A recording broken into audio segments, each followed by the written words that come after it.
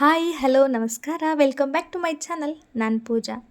ಇವತ್ತಿನ ರೆಸಿಪಿ ಕರಿಬೇವು ಚಟ್ನಿ ಪುಡಿ ಯಾವ ರೀತಿ ಮಾಡೋದು ಅಂತ ನೋಡೋಣ.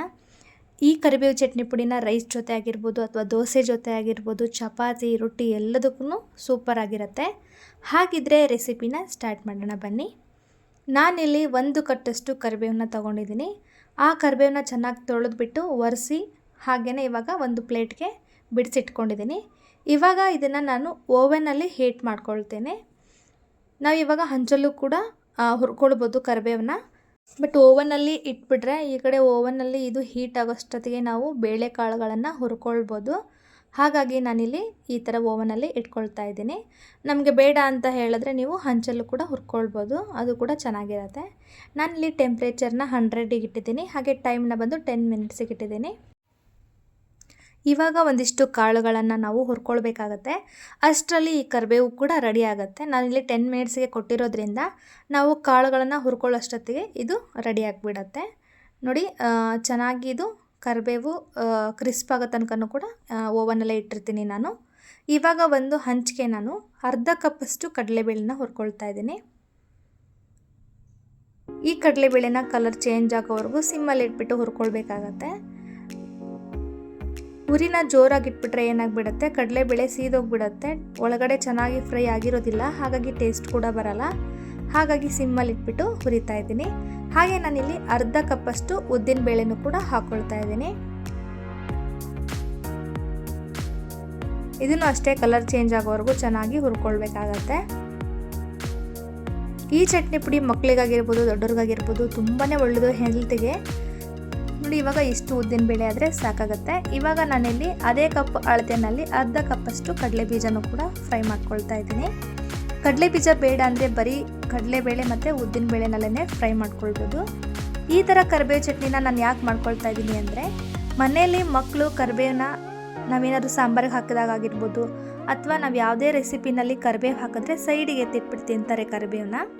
ನೋಡಿ, ಇವಾಗ ನಾನು ಒಂದು 10ರಿಂದ 12 ಬ್ಯಾಡಗಿ ಮೆಣಸಿನ್ಕಾಯಿನೂ ಕೂಡ ಹಾಕ್ಬಿಟ್ಟು ಸ್ವಲ್ಪ ಎಣ್ಣೆ ಹಾಕ್ಬಿಟ್ಟು ಫ್ರೈ ಮಾಡ್ಕೊಳ್ತೀನಿ. ಇದು ಸ್ವಲ್ಪ ಕಲರ್ ಬರಲಿ ಅನ್ನೋದಕ್ಕೋಸ್ಕರ ಅಷ್ಟೇ ಒಂದು ಅರ್ಧ ಸ್ಪೂನಷ್ಟು ಎಣ್ಣೆ ಹಾಕಿದ್ದೀನಿ ಅಷ್ಟೇನೆ.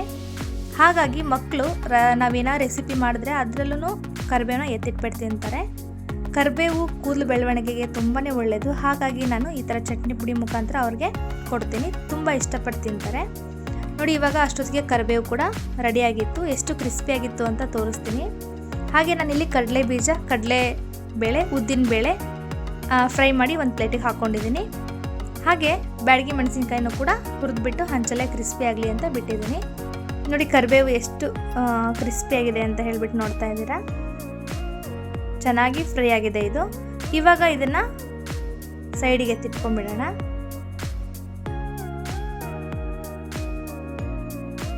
ಹಾಗೆ ಒಣಮೆಣಸಿನ್ಕಾಯಿನೂ ಕೂಡ ಚೆನ್ನಾಗಿ ಹುರಿದಿತ್ತು. ಒಣಮೆಣಸಿನ್ಕಾಯಿ ಬೇಡ ಅನ್ನೋರು ಖಾರದ ಪುಡಿನೂ ಕೂಡ ಹಾಕ್ಕೊಳ್ಬೋದು. ನಾನಿಲ್ಲಿ ಎರಡನ್ನೂ ಯೂಸ್ ಮಾಡ್ತಾ ಇದ್ದೀನಿ. ಅಂದರೆ ಒಂದು 10ರಿಂದ 12 ಬ್ಯಾಡಗಿ ಮೆಣಸಿನ್ಕಾಯಿನೂ ಕೂಡ ಹಾಕ್ಕೊಳ್ತಾ ಇದ್ದೀನಿ. 1 ಸ್ಪೂನಷ್ಟು ಖಾರದ ಪುಡಿನೂ ಹಾಕ್ಕೊಳ್ತೀನಿ. ಬರೀ ಮೆಣಸಿನ್ಕಾಯಿನೇ ಹುರಿದ್ಬಿಟ್ಟು ಮಾಡ್ತೀನಿ ಅಂದರೂ ಕೂಡ ಹಾಗೇನೂ ಮಾಡ್ಕೊಳ್ಬೋದು.